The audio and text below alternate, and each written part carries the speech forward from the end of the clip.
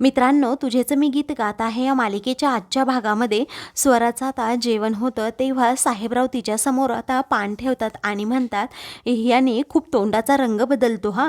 तेव्हा स्वरा म्हणते, काय म्हणालात तुम्ही? तर आता तो म्हणतो, आयुष्यात अशा गोष्टी ट्राय करायच्या असतात, म्हणजे सगळं काही चाखून पाहायचं असतं. तू आता हे पान खातेस का? ती म्हणते की नाही, मला पान नाही आवडत. तर आता तुझ्यासाठी मग काय आणू असं साहेबराव विचारतो. ती स्वरा म्हणते, मला काहीच नको. पण साहेबराव आता तिला गुलाबजामुन खायला देतात तेव्हा स्वरा खूपच खुश होते आणि ते गुलाबजामुन खाते. साहेबराव विचारतो, तुझ्या आईला गुलाबजाम नाही आवडत का? ती म्हणते, मला नाही माहीत आईला आवडतात की नाही. त्यावरती साहेबराव विचारतो, अगं ती तुझी आई आहे, मग तुला कसं नाही माहीत तिच्या आवडीनिवडी? त्यावरती आता स्वरा म्हणू लागते, ही ती माझी खरी आई नाही आहे, ती माझी खोटी आई आहे असं म्हणून ती पाणी पित असते. तेव्हा साहेबराव आता तिच्याजवळ येऊन उभा राहतो आणि विचारतो, असं कसं म्हणू शकतेस ती तुझी खोटी आई आहे? स्वरा मनात काही न ठेवता आता साहेबरावापुढे सगळं सत्य सांगू लागते की मी वैदेहीची मुलगी आहे आणि मंजुळा आई व माझी वैदेही आई या दोघीही सेम टू सेम दिसतात अगदी, म्हणून मी तिला आई म्हणते. माझी आई कधीच देवाघरी गेली, पण माझ्या आईचं आणि माझ्या बाबांचं म्हणजे मल्हार कामत, ते सिंगिंग सुपरस्टार आहेत, तुम्हाला माहिती आहे ना, ते माझे खरे खरे बाबा आहेत. मी त्यांचा शोध घेत मुंबईला आले होते आणि त्यांच्याच घरात येऊन राहिले. नंतर मला सत्य समजलं की ते माझे बाबा आहेत.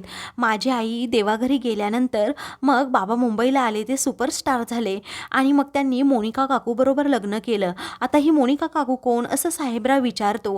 त्यावरती ही मनुका काकू म्हणजे ही पिहूची मम्मा. तेव्हा पिहू म्हणजे कोण असं साहेबराव विचारतो.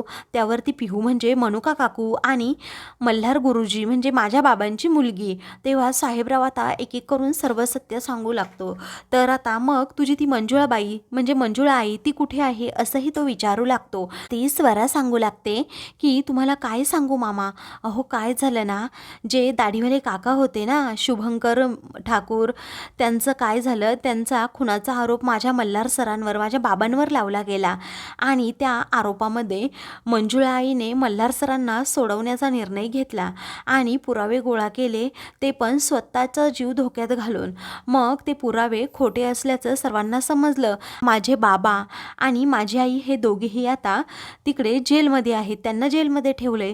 त्यावेळी आता साहेबराव म्हणतो, हे तू काय म्हणतेस? तेव्हा आता स्वरा म्हणते, हो असंच झालंय. तो विचारतो, तू एकटीच या मुंबईमध्ये राहते का? ती म्हणते, तसं नाही, माझ्याबरोबर माझे मामा, माझी आजी, माझी क्षमा मावशी, मंजुळा आई, मल्हार गुरुजी हे सगळेजण आहेत आणि माझे निरंजन मामा जे आहेत ना, ते माझे मामा आहेत, सख्खे मामा आहेत. पण हे सत्य अजून मनुका काकू, पिहू आणि बा माहीतच नाही आहे, मल्हार गुरुजींना सुद्धा. तेव्हा तो आता डोक्यालाच हात लावतो. तर आता दुसरीकडे क्षमा विजयला म्हणते की कुठे असेल आपली स्वरा, मला तर कळतच नाही आहे. तेव्हा आता विजय म्हणतो, निरंजन कधीही खोटं बोलणार नाही, आपल्याला खात्री आहे ना. तेवढ्यातच मोनिका तेथे येते आणि टाळ्या वाजवते, म्हणते की तुमचा नोकरांवर विश्वास आहे आणि आपल्या माणसांवर नाही का? तेव्हा विजय म्हणतो, मोनिका तू समजून घे. तर दुसरीकडे साहेबराव म्हणतो की तुझी फॅमिली तर खरंच खूप क्रेझी आहे ग स्वरा. त्यानंतर तो पुन्हा विचारतो, मला एक गोष्ट सांग, हा भिकाजी तुला भेटला तरी कुठे? ती म्हणते की मला ढाब्यावर भेटला असं म्हणून ती आता पुढे सांगू लागते. जेव्हा माझ्या मामांना समजलं की मनुका काकू मला दूर कुठेतरी घेऊन जातीये, तेव्हा माझे मामा आणि मी घर सोडलं आणि एका ढाब्यावर गेलो. तेथे जेवण करत असताना मला ठसका लागला आणि मग भिका मामाने इकडे मला पळवून आणलं. स्वराला आता सर्व गोष्टी आठवू लागतात की कशा प्रकारे भिकाने मला इकडे किडनॅप करून आणले. त्यानंतर तो म्हणतो, तुझी सर्व स्टोरी मला आता लक्षात आली आहे, पण तू घाबरू नकोस बाळा, कुणाची हिंमतच नाहीये तुला काही करण्याची. त्यानंतर स्वरा आता साहेबरावाला विचारते, माझ्या आईचे असे फोटो तुम्ही का लावले आहे तिथे? त्यावरती साहेबराव काहीच उत्तर देत नाही. दुसरीकडे मोनिका आता म्हणते की तुमचा विश्वासच कसा बसत नाही की निरंजनने स्वराला किडनॅप केलं असेल. त्यावरती विजय म्हणतो की मोनिका, मला आता एका प्रश्नाचं उत्तर हवंय.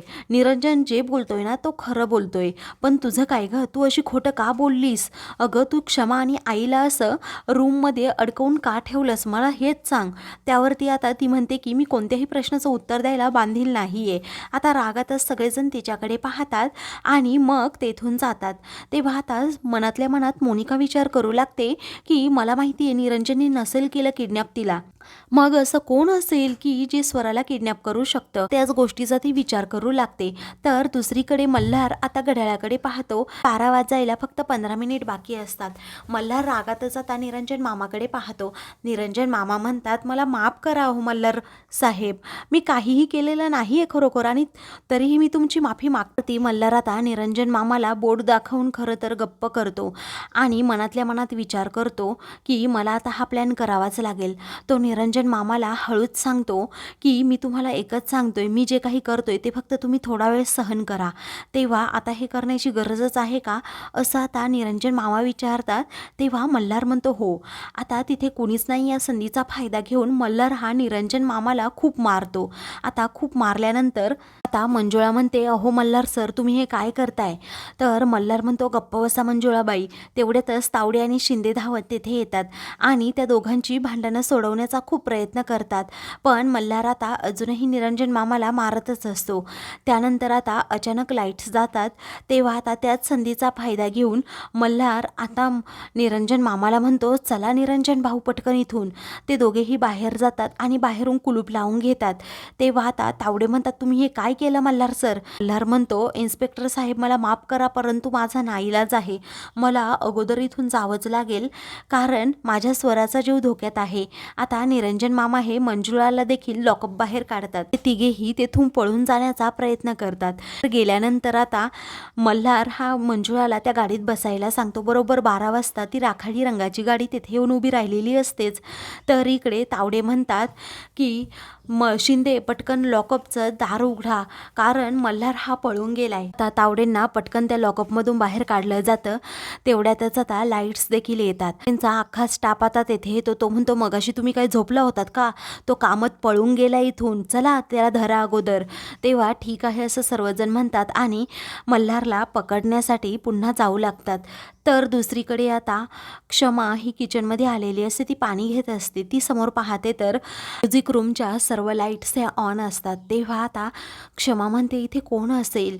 तेव्हा ती पुढे जाते तर तिथे आई ह्या बसलेल्या असतात. स्वराच्या फोटोकडे पाहत असतात. क्षमा आता आतमध्ये जाते. आईंना म्हणते की स्वरा आपली नक्कीच सापडेल, तुम्ही नका काळजी करू. त्या खूप रडू लागतात आणि म्हणतात की अगं क्षमा, काय एवढं पाप केलंय मी? मुलगी आणि वडील एकाच छताखाली राहून मला मेलीला सांगता पण येत नाही सत्य, की नक्की या दोघांचं नातं काय आहे? काय माझा फायदा आहे? तूच सांग ना आता. एवढं मोठं ओझं माझ्या आता डोक्यावर आहे, मला कशी झोप येईल तूच सांग. थोडा वेळ जाऊ द्यात, सगळं काही ठीक होईल असं आता क्षमा म्हणते. आईला धीर देते. म्हणते की हे गेले आहेत ना, ते म्हणाले आहेत की खूप मोठा वकील आपण हायर करूयात, सगळं काही ठीक होईल. तरच आता तिला विजयचा फोन येतो. तेव्हा विजय आता फोनवर सांगतो की एक मोठा प्रॉब्लेम झालाय. मल्हार, मंजुळा आणि निरंजन मामा हे तिघेही आता लॉकअपमधून पळून गेले आहेत. हे ऐकता जाता क्षमाच्या पायाखालची जमीनच सरकते. मित्रांनो, पुढील भागामध्ये आता स्वरा म्हणते की सांगा ना काका, अहो माझ्या मंजुळा आईचे फोटो तुमच्या रूममध्ये का? तो म्हणतो, मी नाही सांगणार. कडे पोलीस आता घरी येतात आणि मोनिकाला म्हणतात, मला माहिती आहे मंजुळा, मल्हार आणि निरंजन इथे घरीच लपले आहेत. तेव्हा आता दोघेही रूममध्ये असतात. तर पोलीस त्यांच्याकडे येत असतात. अशाच मालिकेंचे पुढील भाग पाहण्यासाठी चॅनलला सबस्क्राईब करा.